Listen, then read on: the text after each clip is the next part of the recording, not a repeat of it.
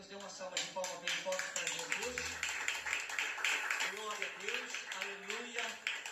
Santo é o Senhor, maravilhoso, digno de toda glória, digno de toda honra, de todo louvor. Atos capítulo 26, irmãos, aleluia.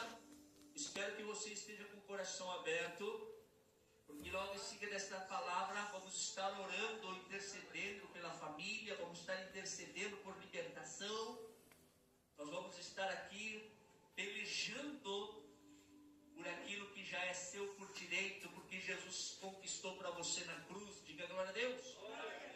Atos capítulo 26, do versículo 13. Vamos conhecer um pouquinho mais dessa passagem de um homem que não é diferente de nós. De um homem que, assim como nós tivemos um passado. Cada um de nós aqui teve um passado. Cada um viveu e tem uma história no passado. Hoje o irmão olha para você, hoje o irmão olha e diz: meu Deus, quem te viu e quem te vê hoje? Não é verdade? Porque algo mudou, algo foi transformado dentro de nós. Este homem que nós vamos ver aqui foi um dos exemplos. E a história dele, quando ele recebeu a Cristo, a vida dele foi mudada da água para o vinho. E é o que tem que acontecer, irmãos. Você que está aqui, você que está nas redes sociais, você que vai ouvir, vai se alimentar da palavra, tome posse dessa mudança. E essa mudança tem que ter conforme a forma que eu deixo o meu coração aberto. E eu tenho a liberdade de dizer para o Espírito Santo: Espírito Santo, faça a tua vontade. Muitos de nós não deixamos o Espírito Santo fazer a vontade dele. Não deixamos. Somos egoístas e ainda somos carnais. Somos carnes, irmãos. Nós fazemos a nossa vontade, mas chegamos no domingo, na quinta-feira, e nós falamos: não, Deus faça a vontade dele em mim. É mentira, é hipocrisia. Precisamos diminuir para que o Espírito Santo cresça em você. Aí você verá, e não só você verá, mas quem está próximo de você, quem anda com você, vai ver a mudança que tem na sua vida. A pessoa tem que olhar para você e ela tem que ver algo diferenciado em você. Você não pode estar dentro da igreja dando glórias e aleluia, mas eu ainda continuo sendo Saulo. Eu ainda continuo sendo religioso. Ainda continuo sendo o que eu era lá no mundo. Só que a diferença agora é que eu estou dentro de uma igreja. Paulo era um religioso. Ele não era um homem mau. Ele simplesmente, obedecia às leis do templo, da igreja, como hoje. Hoje eu falo com pastores que estão no sistema religioso. Eu e a Cristina sabemos como é que é isso.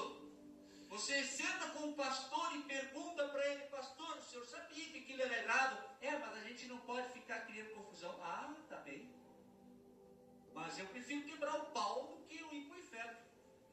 Eu prefiro mostrar a verdade e mostrar o erro do que eu ir para o inferno. Eu costumo sempre dizer que o cristão, quem tem um chamado para servir a Deus, ele não julga e ele não condena. Mas ele foi chamado para denunciar o pecado. Aleluia! Paulo, irmãos, era um homem religioso.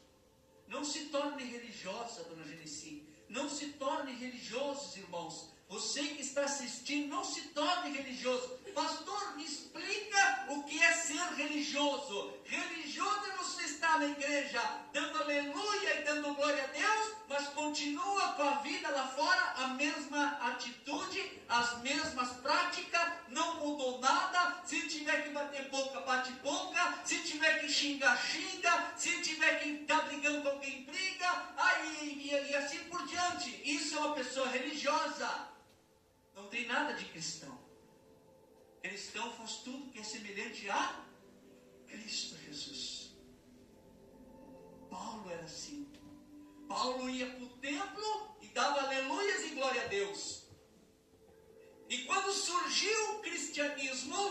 cristianismo, quando surgiu, era desconhecido, era algo novo, era uma novidade. Como é que eles chamaram o cristianismo na época? De seita.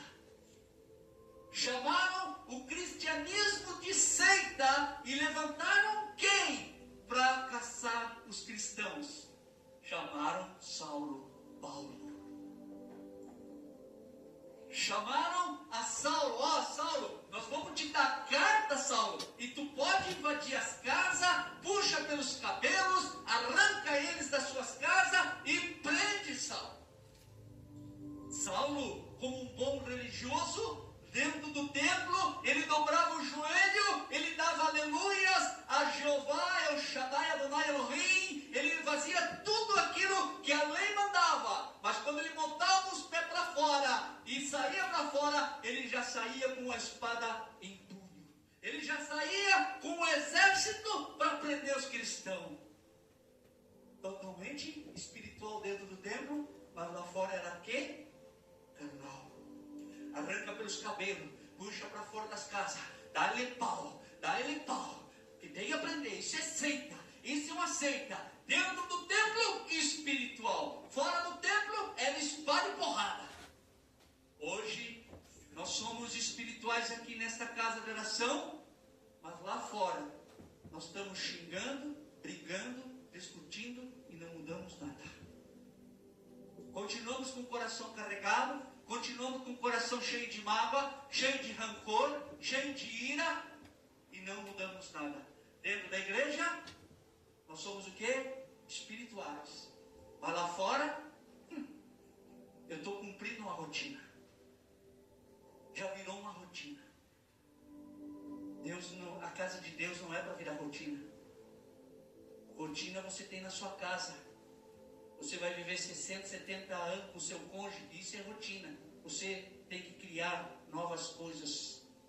Mas na casa do Senhor, você vem para queimar incenso de louvor ao Senhor.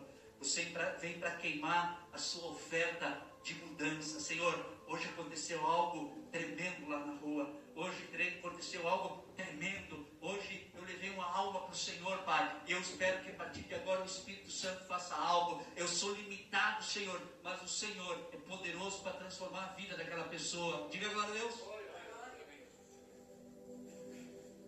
Saulo, antes de se tornar Paulo, ele era Saulo dentro da igreja, dentro do templo, ele era espiritual. Mas lá fora, diz a palavra que ele estava até perto de Estevão. Ele até consentiu na morte de Estevão. Quantos de nós, muitas vezes, nós estamos testificando a morte de alguém? Não morte no corpo, mas a morte espiritual. Quantos de nós, com as nossas atitudes, com as nossas formas de agir, pensar ou falar, quantas vezes você coloca um familiar seu em xeque-mate? Mas está dentro da igreja e ainda está nessas atitudes? Ainda nessas mesmas falas? Não muda?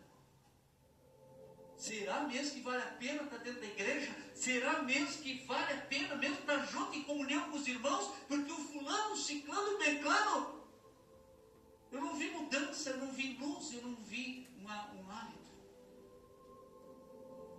É Saulo religioso. É Saulo religioso. Quem está entendendo, diga glória a Deus.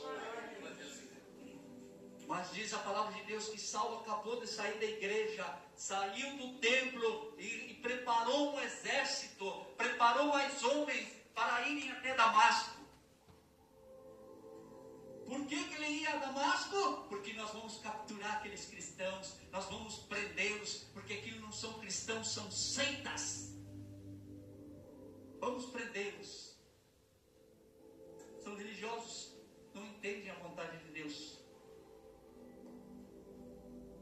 Diz a palavra aqui na caminhada, no versículo 13.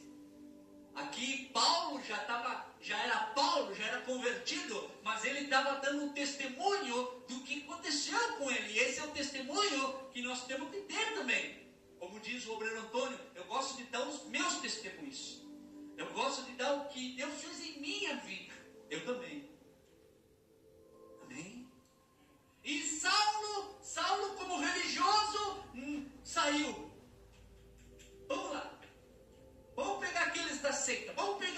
endemoniado. E é o que acontece muitas vezes. Quando você prega a palavra, te chamam de endemoniado. E nessa caminhada, nessa ida, diz a palavra de Deus no versículo 13, diz assim: ao meio-dia, ó rei, vi no caminho uma luz do céu, que excedia o esplendor do sol, cuja claridade me envolveu a mim e aos que iam comigo. Ele estava indo nessa caminhada, em direção a Damasco, e no meio do caminho, ele teve um encontro. E olha que ele não estava orando. O coração dele, vemos várias coisas do coração de Paulo ali. Vemos várias coisas do coração de Paulo, dona Geresi, dona Cândida. Vemos muitas coisas do coração de Paulo. O que? Religiosidade, obediência, atitude, ousadia. Religiosidade por quê? Porque dentro da igreja ele era um religioso, um santo. Obediente por quê? Porque os sacerdotes ordenaram e eles fizeram. E ele foi lá e fez. Ia com ousadia, sem olhar para trás. Estava com o coração determinado a fazer o que tinha que fazer. Por quê? Porque eu obedeço. Não me interessa quem é, não me interessa quem foi. Me deram uma ordem, eu vou fazer. E isso muitas vezes é o que falta nos cristãos. O pastor fala uma coisa, o pastor pede uma coisa, o pastor fala algo, bem capaz que eu vou fazer. Às vezes o pastor pede, passa um óleozinho, mas tenha fé, mas Deus te deu um chamado, mas Paulo, mesmo religioso, com o coração disposto a fazer mal sem saber, ele foi lá e fez. Ia fazer. Ele não estava orando, mas mesmo assim, Jesus pegou e parou ele no caminho. Jesus parou ele no caminho.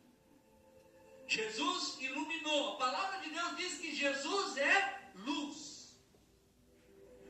Ande na luz enquanto as trevas não chegam, diz a palavra. Diz que Saulo estava em trevas. Ele só obedecia aos homens. Mas diz a palavra que essa luz veio de encontro com ele. Diga glória a Deus. Diga comigo assim, que essa luz venha de encontro a mim. Eu preciso. Amém? Nós precisamos dessa luz. Nós precisamos dessa luz. Eu preciso dessa luz. Cada um de nós precisa dessa luz. Versículo 14. E caindo nós todos por terra, ouvi uma voz que me falava em línguas hebraicas, dizendo: Saulo, Saulo, por que me persegues? Nos dias de hoje, Xavier, por que me persegues?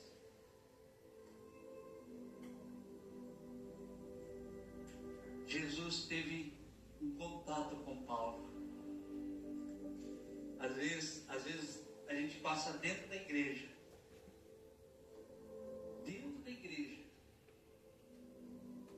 e não ouve nunca a voz do Espírito Santo falar.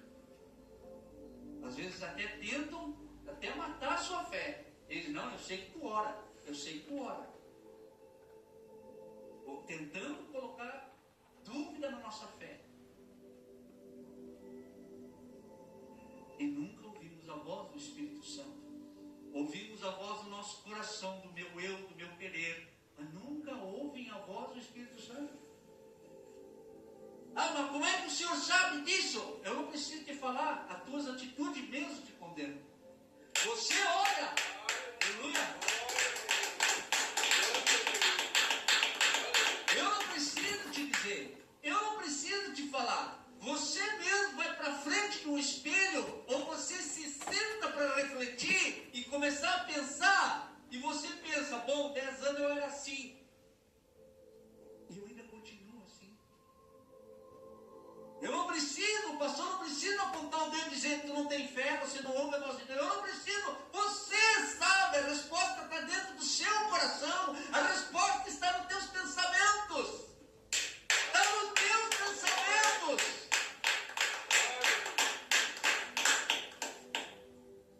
E Saulo, um homem religioso, incrédulo, ouviu a voz de Jesus. Sabe o mais lindo disso aqui? Que muitas vezes você fala para as pessoas não te ouvem, não te escutam, não querem te ouvir. Creem num bruxo, creem numa simpatia, creem na macumba, creem na feitiçaria, creem em tudo, cara. Mas quando Jesus fala no coração da pessoa, eu nem sei, fica em silêncio, não sei. Quando Jesus falou com Paulo, olha o que disse, versículo 14 e 15, ó. E caindo nós todos por terra, ouvi uma voz que me falava, e em língua hebraica dizia: Saulo, Saulo, por que me persegues? Dura coisa é ter recalcitrar contra os aguilhões. Ele está dizendo, olha, quanto mais tu mexer com os cristãos, quanto mais tu mexer com os homens e mulheres de Deus, mais vai ser dura a tua jornada. Mas olha o que Paulo disse. Muitas vezes nós falamos algo espiritual, muitas vezes nós falamos algo da palavra, não é invenção, não é motivacional, como se diz, não é para motivar, mas é pela palavra. Vai dar certo, irmãos. Deus já levou tuas feridas, Deus já levou tua doença, Deus já levou tua enfermidade, Deus já levou isto e aquilo. Aí você fala uma palavra dessa, e as pessoas ficam assim. E às vezes viram as costas. E o pior, que não viram as costas para o Xavier, não viram as costas para o pastor, mas estão virando as costas para aquele que está dentro de mim. Aquele que está dentro de mim. Estão rejeitando muitas vezes a cura, estão rejeitando muitas vezes a libertação, estão rejeitando a bênção. Aquele homem incrédulo, seu Antônio, que estava disposto a destruir os cristãos porque ele achava que era uma seita, quando ele ouviu a voz de Jesus, versículo 15, olha a resposta. Eu disse: quem é, Senhor? E ele respondeu: eu sou Jesus, a quem tu persegues. Quem é, Senhor? Eu sou Jesus, a quem tu persegues. Ele deu ouvido à voz. Ele não viu Jesus em carne e osso, irmãos. Jesus estava resplandecendo em luz. Jesus estava resplandecendo em luz, e até hoje, porque a palavra de Deus, Hebreus capítulo 3, versículo 8, diz: Jesus Cristo é o mesmo ontem, é hoje e para sempre o mesmo. Ele não mudou. A luz resplandece. A luz resplandece.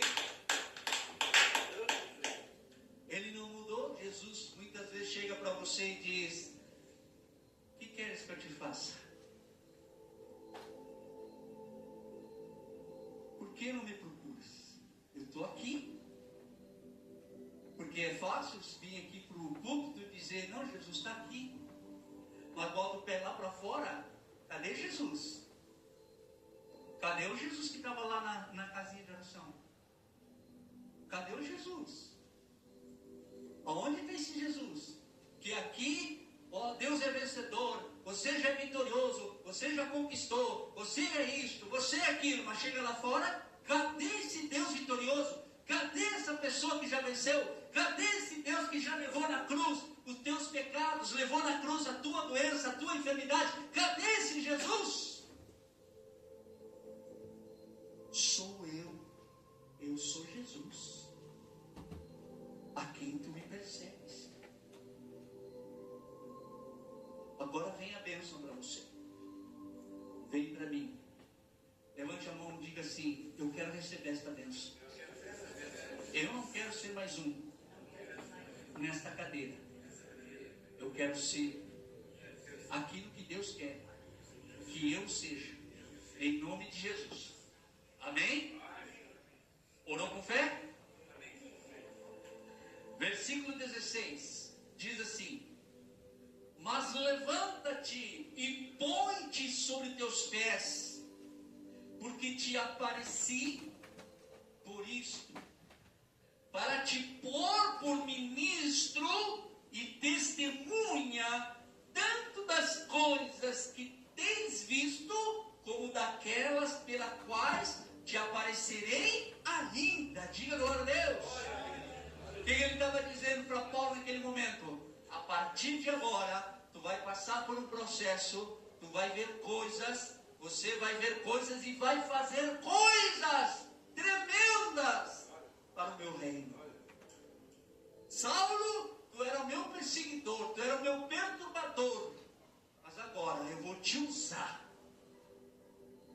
E nós vemos em Paulo, quando você lê a história de Paulo, eu gosto de ler as passagens de Paulo, porque nós vemos um homem que acaba, como disse a Cristina, sabendo o que é o amor sofredor.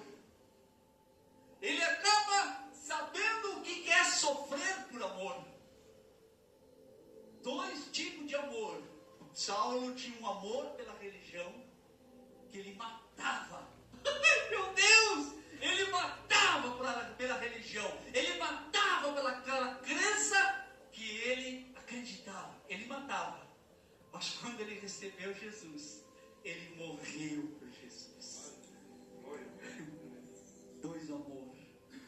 Eu mato pelo amor da religião. Eu mato pela Maria, Virgem Maria. Eu mato por São Jorge. Eu mato por orixás. Eu mato por isto. Eu mato por aquilo. Só que quem conhece Jesus, ele já não mata mais ninguém, mas está pronto e preparado para morrer pelo amor de Cristo Jesus. Ele paga o preço. Ele paga o preço do que é o verdadeiro amor de Cristo dentro de si. Diga glória a Deus. Aleluia. Ei, fala, Senhor. Tu era um perseguidor, Paulo. Tu era um perseguidor. Mas hoje eu vou te fazer um ministro. Eu vou te fazer um ministro. Eu vou te fazer um evangelista. Eu vou te fazer um pregador. Eu vou te fazer um novo homem. Uma nova história para você. Eu vou mudar a tua estrutura, Paulo. Eu vou mudar a tua base que tu tinha. Eu vou trocar o teu alicerce. Até quando Deus chamou, Jesus chamou um discípulo para impor as mãos sobre Paulo, dizendo: ó, vá lá e ora sobre Paulo. O discípulo disse: mas Senhor, aquele homem até um perseguidor é, eu sou capaz de ir lá, ele quer me matar? Não, vai, porque eu vou mostrar para ele o que é sofrer para o meu evangelho. Eu vou usar ele como vaso, e ele vai saber o que é sofrer por amor de Cristo, por amor de mim. Diga glória a Deus. Quantos estão dispostos a mudar? Mudar não, porque você não muda por si, mas está disposto a deixar que o Espírito Santo entre e mude você. Porque irmãos, deixa eu falar uma coisa, irmão Renato. Esse mundo não tem mais nada para te oferecer, a não ser você cuidar dos seus cachorrinhos, dos seus cães. Amém? Então, entregue-se mais a Cristo. Entregue-se mais a Deus, para que o Espírito Santo possa entrar na sua vida e mudar o Senhor de dentro para fora. Antes eu falava palavrão, hoje eu vou pedir para o Espírito Santo: Senhor, por favor, me dê força para que eu não fale mais palavrão. E quando eu falar, diga glória a Deus. Porque você pode reparar, eu não preciso falar, você sabe que quanto mais você se afasta de Deus, quanto mais você se afasta das orações, quanto mais você se afasta dos louvores, de adorar a Deus, o que começa a sair da tua boca são só sujeira. Só sujeira, irmãos. Porque a boca fala do que o coração está cheio. Se o meu coração não está cheio de adoração, de louvor, de gratidão a Deus, de gratidão ao Senhor, então tenha certeza que o coração ele não fica vazio. Ou é um, ou é o outro. Ou é coisas que santificam e que transformam você, ou teu coração está poluído de sujeira, e o que você só vai ouvir da sua boca é só o que não presta, é só palavrão. E com uma facilidade de falar. Sem arrependimento nenhum. Você ainda diz, pô, olha o palavrão. Ah, que tem?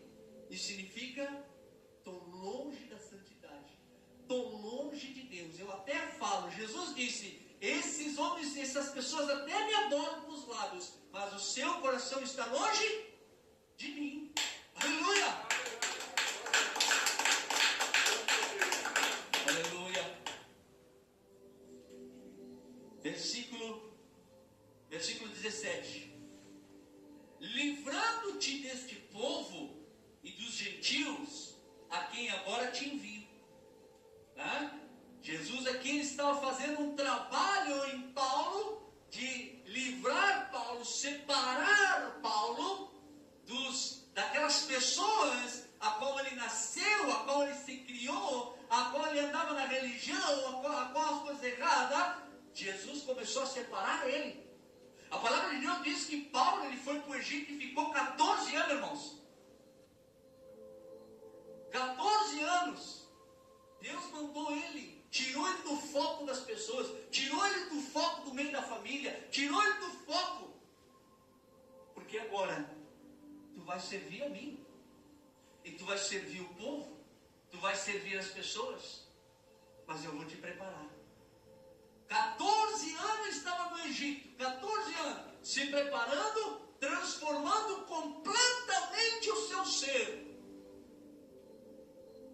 Ele estava passando por uma limpeza, tirando a lei fora, tirando o que não prestava, tirando o que não precisava, e botando dentro de si a presença de Deus, se enchendo mais do Espírito Santo, trazendo mais do Espírito Santo, transbordando o Espírito Santo. Completou os 14 anos, ele foi para Jerusalém. Pronto, preparado para pregar. Mas ele passou pelo processo.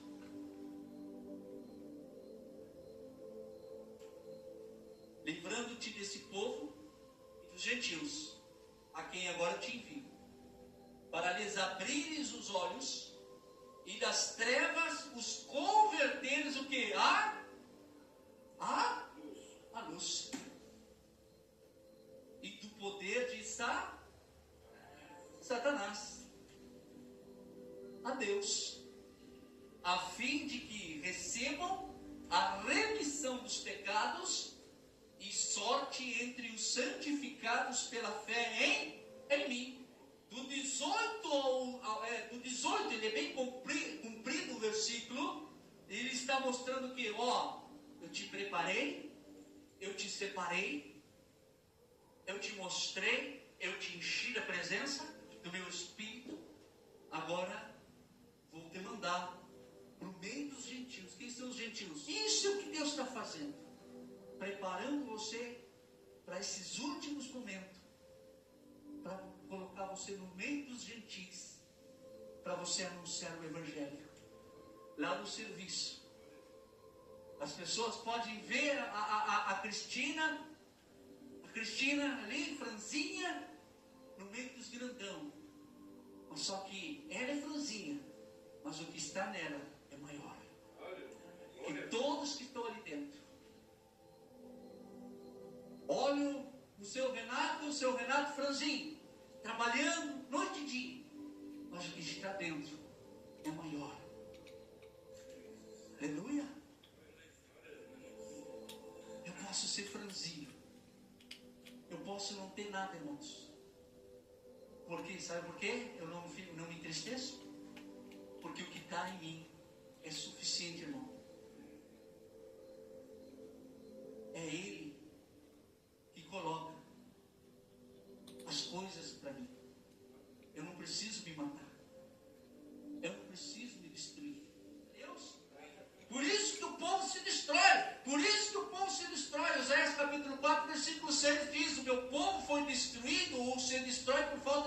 Sim? O que é conhecimento? Palavra. Obedecer a palavra. Obedecer a palavra. O de fora vai dizer, pô, mas a minha irmã dizia assim, pá, mas tu é de sorte, tu é isso, tu é aquilo, não sei o que, não sei o que. Eu digo, não, isso não é sorte, Elisângela, isso é obediência. Obediência.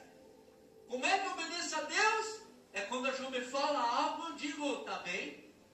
Mesmo que eu não goste, mas tá bem. Amém? Porque Deus já preparou aquilo para nós. Diga glória a Deus. Vamos continuar aqui. Para lhe abrires os olhos e das trevas os converteres à luz. Deus tirou você da onde, quem você era, de quem você era. A partir daquele momento, você agora é um instrumento do Senhor. Você era um instrumento de destruição, de morte, de separação. Hoje, você é um instrumento que vai estender a mão e dizer, vamos sair dessas trevas. Trevas é escuridão. Escuridão você não vê nada, mesmo assim tu toma decisão. A pessoa que anda em trevas, para ela não tem perigo. Às vezes eu falo, agora esses dias eu falei para mim, falei para o Gabriel, não me ande mais de moto. Por quê? Para vocês que não têm temor a Deus, vocês não têm medo de nada. Vocês não têm medo do que vai acontecer ali na frente. Vocês não têm medo, vocês não têm a visão espiritual de que um tem. Quando você tiver uma vida de oração, quando você tiver uma vida de oração que busca Deus de intimidade, vocês vão ter a visão da frente, vocês vão ver o que tem esperando vocês ali na frente. Mas quando você não tiver essa visão, quando você não tiver esse conhecimento da palavra de Deus, você é um cego espiritual. Então os jovens, as pessoas, já pessoas de idades, quando você fala uma coisa dessa, dona Genesi, as pessoas dizem assim, nada a ver. Não é tanto assim. Mas eu estou te dizendo, não vai. Não vai, os sinais estão aí fora. Tu não quer ver, mas estão aí fora os sinais. Vocês estão vivendo uma brecha, vocês têm brechas no relacionamento, do jeito que ele já tem uma brecha. E essa brecha o diabo ainda não entrou porque tem famílias e familiares que estão de joelhos dobrados na madrugada, orando, chorando, para que Deus guarde, proteja, até que Deus abra as comportas e você se regularizar e andar nos caminhos que Deus quer que você ande. Amém? Para lhes abrirem os olhos e das trevas converterem da luz e do poder de Satanás. A Deus tirar aquelas pessoas que são cegas espirituais das garras de Satanás. E que garras são essas, pastor? De sofrimento? De prisão? Não, irmãos. Aqui no mundo, Satanás é um Deus. É um Deus que realiza os teus desejos. Satanás é um Deus que realiza as tuas vontades, o teu querer. A minha vontade está na carne, a minha vontade é fazer sexo todos os dias, a minha vontade é me juntar, a minha vontade está na fornicação, a minha vontade é usar droga, a minha vontade é trair, a minha vontade é adulterar, a minha vontade é matar, é tirar a vida de alguém. E o diabo vai lá e te dá. Jesus disse, o príncipe desse século está entre nós. E aquele que não está com o coração em Deus, está com o coração nas trevas. E por isso que nós temos que vigiar, dona Cândida. Vigiar em Deus, dobrar o joelho, inclinar o rosto no pó e pelejar. Nós temos uma luta acirrêa. O evangelho não é brinquedo, irmão.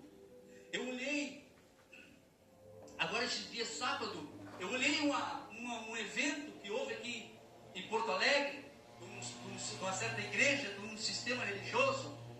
1h30, seu Renato, seu Antônio, 1h30.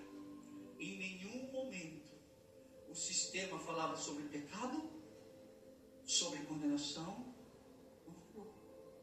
O sistema passou 1h30 falando assim: dona Genesi, Deus já te deu vitória, dona Genesi. Dona Genesi, é tudo ou nada, dona Genesi. Porque Deus é com a senhora, porque Deus é contigo, Deus já te deu a vitória. Porque é assim, porque é isso. Tu não pode ficar caído, tu não pode ficar no chão, tu tem que te levantar. Ele aqui, e assim, e ficou 1h30, e quem estava ali, ó, aleluia, é como se estivesse olhando um Grenal.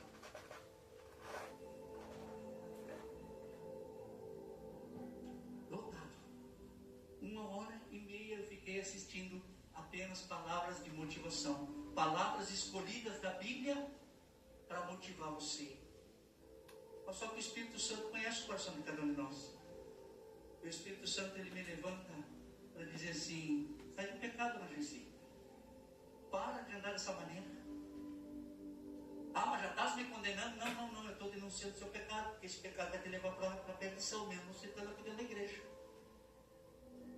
Eu vou falar para a dona Cândida, né?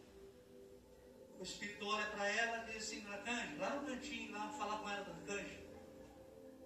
Tome cuidado, dona Cândida, pelo caminho que a senhora está andando, e cuidado com as palavras. Porque quem tem temor a Deus, Deus ajuda, Deus mostra, Deus denuncia. Ele não condena ainda, Ele não julga ainda, mas denuncia o pecado. Quando o Senhor vê, como um caso aqui do irmão, vamos supor aqui, eu vou dar um exemplo aqui, se eu estou lá vendo, se você vê, que estão roubando a minha casa ali, o Senhor está vendo, o que o Senhor vai fazer? Intervir de que maneira? Denunciando o assalto. Eu vou ligar para a brigada, eu vou ligar para alguém, eu vou denunciar, eu estou denunciando. A brigada vem, prende os assaltantes. O assaltante é preso. Aí sim, ele vai passar pelo processo de julgamento e, por último, condenação. Assim é o mundo espiritual. Jesus está aqui através do Espírito Santo, diz a palavra, para te convencer do pecado. Convencer é denunciar o pecado, é denunciar o teu erro. Vai chegar uma hora que você vai ficar preso nesse erro, você vai ficar acorrentado nesse erro, e no fim dos teus dias, no grande dia, ali você vai ser julgado, e Jesus vai vir sobre as nuvens poder, com os anjos, e já vai vir trazendo o quê? A condenar. Jesus não vai se sentar com a dona Cândida e dizer: ô dona Cândida, como eu te amo. Ele até te ama. Até então não é ele que vai te levar para o inferno. Você escolheu ir para o inferno. Foi você que escolheu. Porque Jesus falou, Jesus alertou, Jesus denunciou. Mas você estava sempre naquela: não é bem assim. Mas a minha vida é minha, a vida é minha, eu faço o que eu quero. Porque não sei o que. E vai levando para a barriga, e vai levando para a barriga, vai levando para a barriga. Que nem o. E a vida está aí, irmão. Todos os dias está morrendo gente doidado.